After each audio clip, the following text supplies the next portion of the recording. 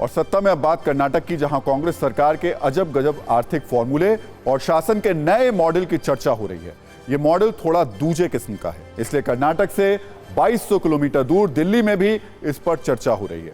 करीब 2 महीने पहले सत्ता में आई कांग्रेस सरकार में deputy CM DK Shivakumar ने पिछले 3 दिनों में 2 ऐसे बयान दिए, या यूं कहिए कि 2 ऐसे मॉडल पेश किए जो लोगों के लिए थोड़े नए हैं।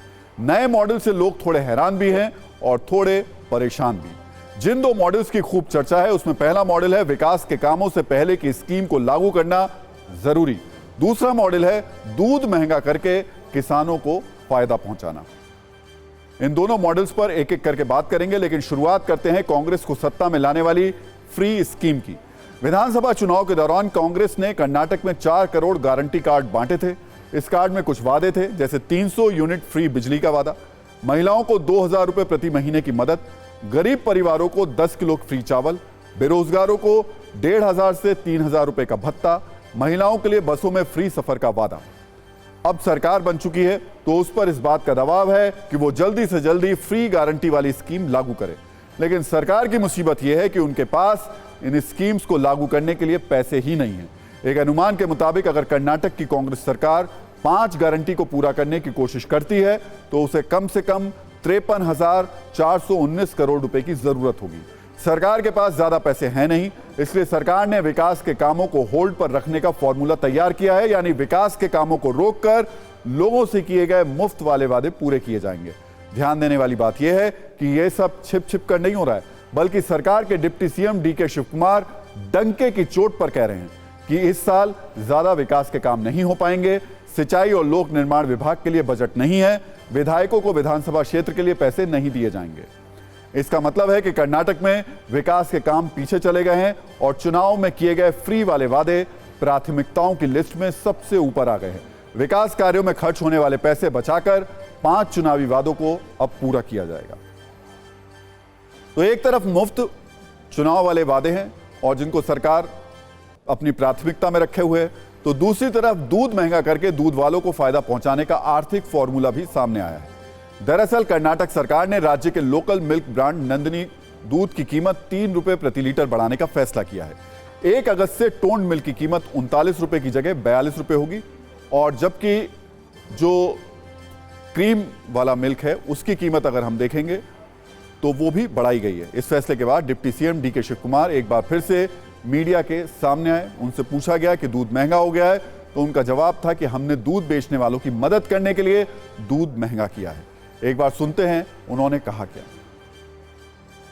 So we have implemented the 5 guarantees. We have said that all of them should see that the guarantees will be implemented and see that it reaches every household, and there should be a celebration of the program which has been reached to them. And we have communicated to them, we have said them, this year you may find difficult for the new grants, which is already, budget has been already been closed. Now we have implemented the guarantee. We have to give money to the farmers. The entire country, it is 56 rupees, 50 rupees in our state only. They are getting very less. So that is why we want to help the farmers by 3 rupees. अब जो तर्क DK Shiv Kumar दे रहे हैं दूध बेचने वालों की मदद के लिए, उन्होंने दूध के दाम बढ़ाए हैं। ऐसे में तो टमाटर के दाम बढ़ने से भी किसानों को फायदा हुआ होगा, फिर तो महंगा टमाटर भी अच्छा है। डीके शिव कुमार के इस फॉर्मूले के तहत तो प्याज के दाम बढ़ने से प्याज उपजाने वाले जो किसान हैं उनको फायदा होगा, तो उसकी महंगाई पर भी जो महंगाई है इस हिसाब से वो अच्छी होनी चाहिए। और अमूल और मदर डेयरी जब दूध के दाम बढ़ाते हैं तो उससे भी किसानों का फायदा जुड़ा हुआ है, वो भी सही ही ठहराया जाएगा।